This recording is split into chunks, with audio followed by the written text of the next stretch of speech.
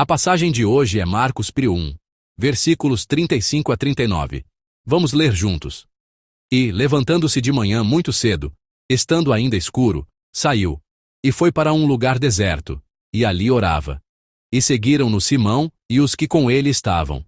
E achando-o, lhe disseram: Todos te buscam. E ele lhes disse: Vamos às aldeias vizinhas, para que eu ali também pregue, porque para isso vim. E pregava nas sinagogas deles por toda a Galiléia, e expulsava os demônios. Amém. Nesta manhã, compartilharemos a graça de Deus com o título De Madrugada, quando ainda estava escuro. Estamos meditando no Evangelho de Marcos.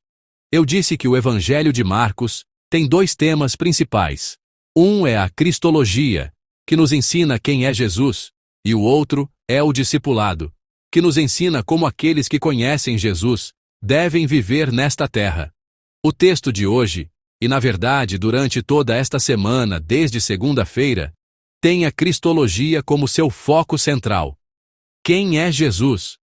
No texto do iWorship de segunda-feira, Jesus expulsou um espírito imundo na sinagoga. Portanto, Jesus é aquele que governa o mundo espiritual. Quando nosso Senhor fala, os demônios são expulsos. Isso significa que nosso Senhor governa esse mundo espiritual. E no texto do iWorship de ontem, Jesus se revela como aquele que governa sobre as enfermidades. Ele curou a sogra de Pedro, e esse boato se espalhou por toda a cidade. Quando a notícia de que Jesus Cristo curava facilmente as doenças, nossos corpos e enfermidades como vírus, se espalhou, as pessoas começaram a se aglomerar. Esse problema das pessoas se aglomerando ao redor de Jesus continua no texto de hoje. O texto de ontem, no versículo 33, registra que toda a cidade se reuniu à porta da casa onde Jesus estava. Portanto, todas as pessoas da cidade, todas as pessoas de toda a região, vieram em massa para Jesus. Usando uma linguagem dos jovens de hoje, Jesus se tornou uma celebridade. Ele se tornou uma pessoa popular e estava ganhando fama. No entanto, Jesus não age da maneira que as pessoas comuns costumam agir. Para onde ele vai? Ele vai para um lugar deserto. E ali, ele ora. Aquele momento era de madrugada, talvez como o nosso hoje. A Bíblia nos diz especificamente que era estando ainda escuro. Era um momento em que os outros estavam dormindo, mas Jesus se levantou. Era um momento em que os outros estavam dentro de casa, mas Jesus saiu. E ele orou. Jesus se afastou do lugar onde as pessoas se aglomeravam. Ele foi na direção oposta ao lugar onde poderia desfrutar de popularidade. E foi para um bom lugar para orar. Ele foi para um lugar onde poderia se concentrar em Deus. Isso é o que nosso Senhor considera importante. Em vez de ir para um lugar de reconhecimento e fama das pessoas, Jesus escolheu um lugar onde poderia ter comunhão profunda com Deus. Ele não foi para o centro das atenções das pessoas, mas para um lugar onde pudesse se concentrar em Deus.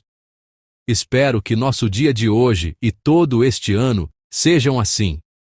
Que o lugar para onde nos dirigimos não seja onde as pessoas se aglomeram ou onde a atenção está, mas um lugar onde possamos encontrar e nos concentrar em Deus.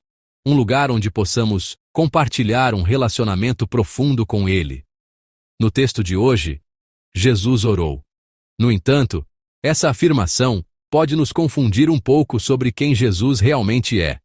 A primeira razão pela qual podemos ficar confusos sobre por que Jesus orou é porque ele, originalmente, não precisava orar. Porque Jesus sempre teve a mesma vontade que Deus. E ele era alguém que podia se encontrar plenamente com Deus e ter uma profunda comunhão espiritual de outras maneiras, além da oração. E acima de tudo, Jesus é Deus.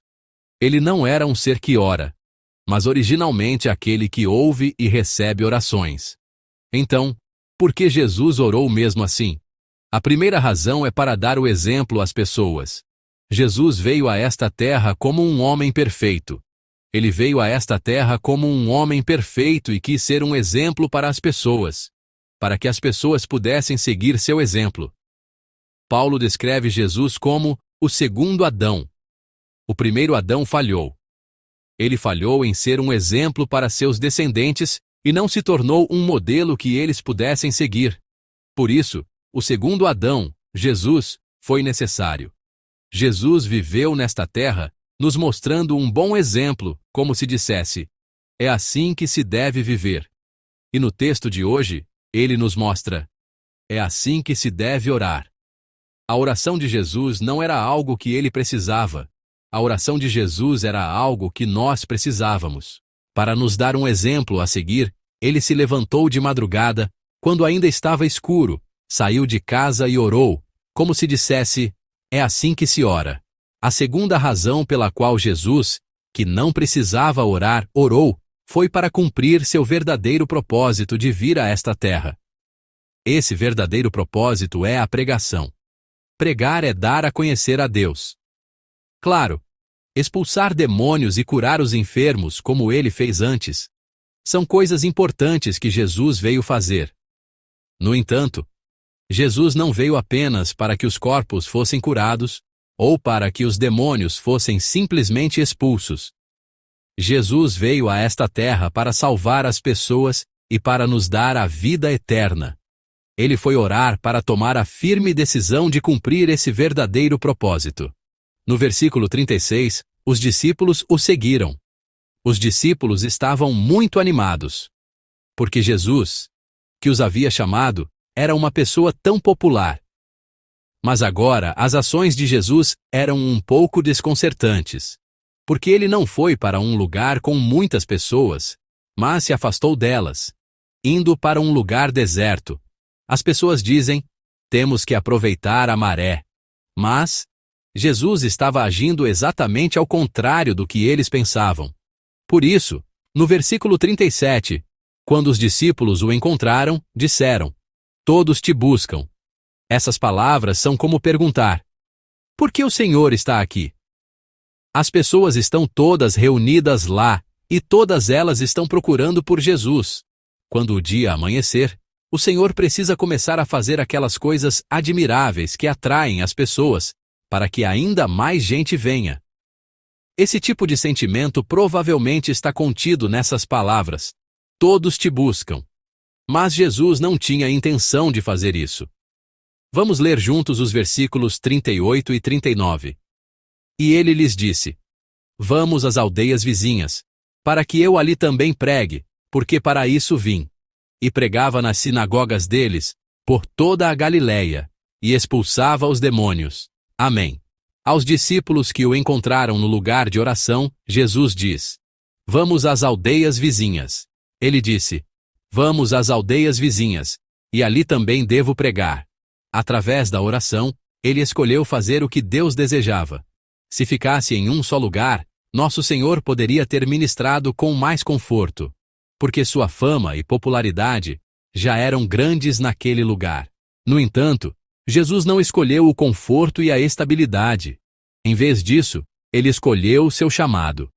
A oração é a força motriz que nos permite agir de acordo com a vontade de Deus, suprimindo nosso desejo de fazer as coisas à nossa maneira.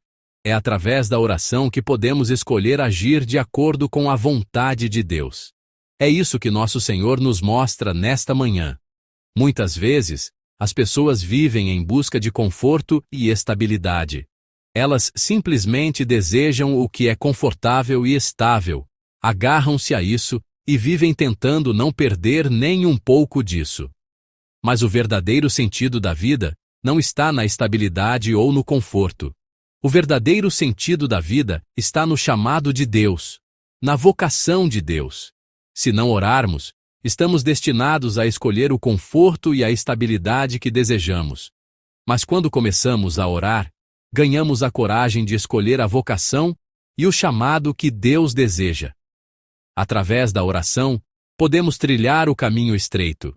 Amados irmãos em Cristo, por favor, escolham um lugar onde possam se concentrar em Deus, e não um lugar cheio de gente. Jesus não escolheu o lugar popular, o lugar que atraía a atenção das pessoas, mas sim o lugar solitário de oração para se concentrar em Deus. Além disso, nosso Senhor nos mostrou através da oração que nós também devemos orar. Mesmo sendo Deus, Ele orou. Portanto, a mensagem do texto de hoje é: precisamos orar mais. Não podemos viver sem orar. E ao escolher a vocação e o chamado em vez do conforto e da estabilidade, nosso Senhor nos deu mais uma vez um exemplo de que tipo de escolha devemos fazer. Que o seu dia hoje seja um dia de imitar a Jesus. Em nome do Senhor, eu os abençoo. Aquele que não precisava orar, orou para nos dar o exemplo dizendo: é assim que se deve orar. Ao escolher o lugar do chamado e da vocação, em vez da segurança e do conforto, ele nos ensinou. Este é o padrão para a escolha. É com este padrão que você deve caminhar pela vida. Que hoje seja um dia de profunda comunhão com Deus através da oração. Um dia para lembrar do chamado e da vocação, em vez do conforto e da estabilidade, e assim, um dia para se assemelhar mais a Jesus. Eu os abençoo em nome do Senhor.